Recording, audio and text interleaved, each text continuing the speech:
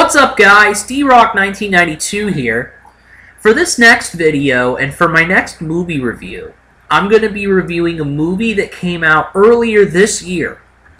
It was a movie that I was definitely anticipating to see. I wanted to go see it in theaters. I didn't get the chance to. Just a couple days ago, though, I finally watched it for the first time. And so that movie is Kingsman: The Secret Service. It actually is kind of classified as a 2014 film because it came out in limited release in December 13th of 2014 at this festival called the Butt-Numb-a-thon, which is it's a film marathon held every December in Austin, Texas. So technically it's a 2014 movie, but I consider it 2015 because it was a wide release. It came out wide. So it came out February 13th of 2015 in the US. Came out in the United Kingdom earlier because this is a British film. But yeah, this film, first of all, this film just surprised the hell out of people. Nobody was expecting what this movie did, what this movie was going to do.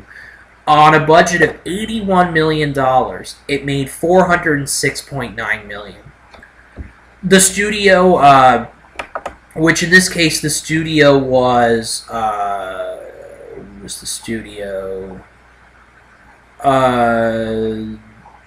Shangri-La Entertainment or something like that. Well, anyway, the studio in particular definitely did not think... they definitely were very happy at the numbers that Kingsman: The Secret Service brought up. It was just a surprise of a movie. So the movie in general is directed by Matthew Vaughn, who is a very famous director. He's directed the X-Men movies, some of the X-Men films. He also has directed...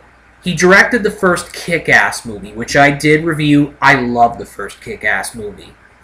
He's also directed X-Men First Class. That's the only one he actually has directed out of all the X-Men films. He actually has directed. And there are other films in his filmography as well, but those two films, X-Men: The Last Stand and Kick-Ass, are his two big films. So the guy definitely has a big directorial career, for sure. So what the story is about is that there is this Kingsman... First of all, the Kingsman organization is this secret spy organization. Nobody knows about it but the members. It is pretty much a throwback to a lot of the secret spy organizations of the past, like MI6 and IMF, the Mission Impossible. MI6 with James Bond. In fact, this movie is very much inspired by James Bond. It is a throwback to that. So, there is this Kingsman agent who dies in a battle, dies in action, and to replace him, there is a Secret Service guy, there is a Kingsman named, Harry Hart, codenamed Galahad, played by Colin Firth, who takes a young man under his wing, Gary Eggsy Unwin, played by Taron Egerton. So he takes him under his wing, and he wants to make him Harry Hart wants to make Eggsy a Kingsman. So they go and they train Eggsy in the art of the Kingsman Secret Service, definitely. Meanwhile, while that's going on, there is a evil plot going on by internet billionaire Richmond Valentine, who is played by the incomparable Samuel L. Jackson. His evil plan, I'll admit, when I watched this movie, I had to struggle with the plan. I struggled with what exactly the guy wanted to do.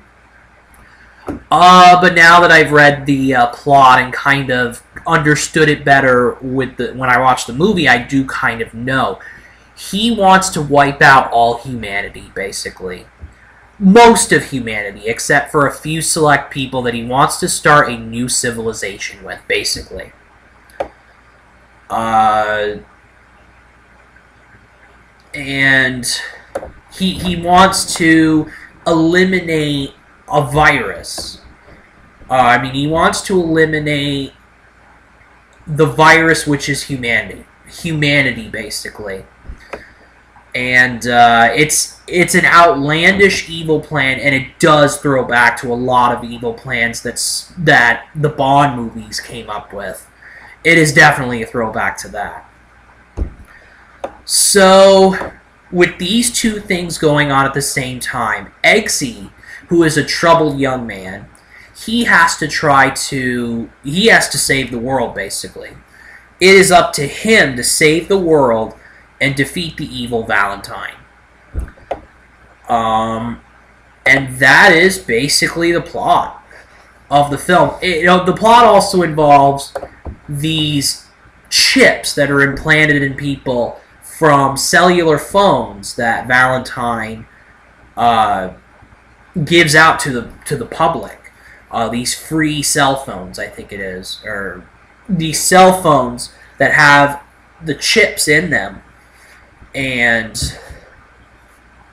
smart cards, basically. And so it is it's a marriage of the old, the outlandish evil plan that Valentine has to wipe out humanity, and new, using that plan, taking that plan and putting a new spin on it by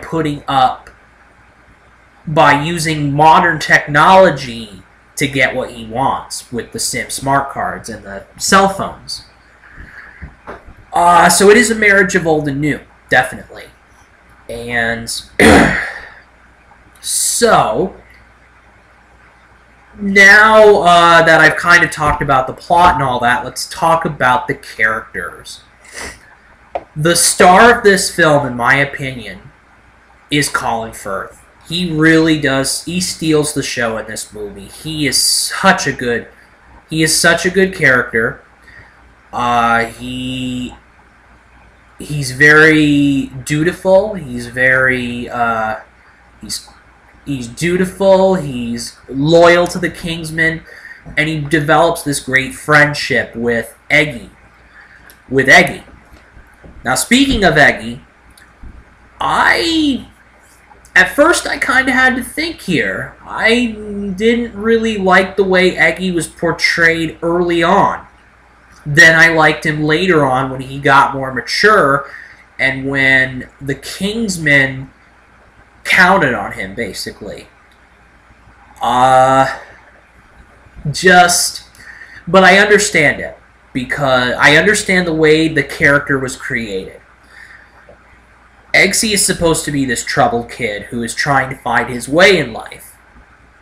Colin Firth's character, Harry Hart, helps mold him into the man he becomes at the end of the film.